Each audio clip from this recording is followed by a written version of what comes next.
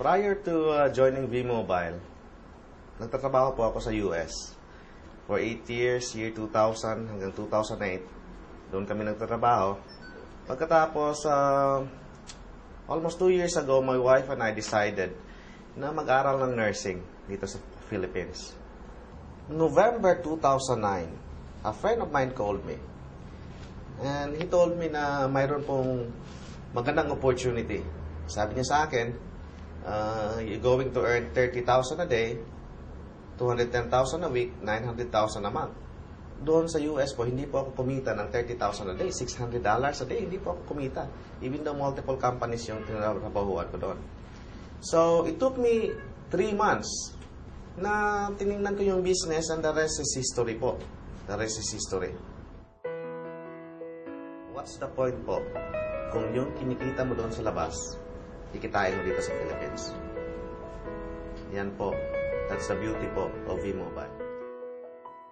For example, you're going to ask advice doon po sa mga taong kumita sa business. Huwag kayong mag-ask ng advice sa mga tao pong hindi kumita kasi ang sasabihin niyan sa inyo, negative. For example po, mag-ask kayo ng advice sa marunong mag-drive. Kasi kung doon kayong mag-ask ng advice hindi marunong mag-drive, anong silbi niyan? So for example, dito sa V-Mobile, dapat po doon kayong mag-ask ng advice sa mga successful people. Yan po yung advice ko.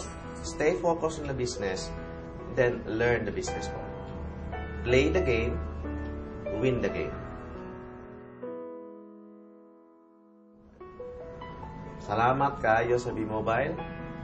Daghan kayo og mga tao na na-change, especially dito sa South, sa Mindanao, because of V-Mobile. Pasalamat po ko ni Mr. Esmael Benco for not giving up his vision sa Load Extreme. Salamat, sir. Mabuhay ang V-Mobile.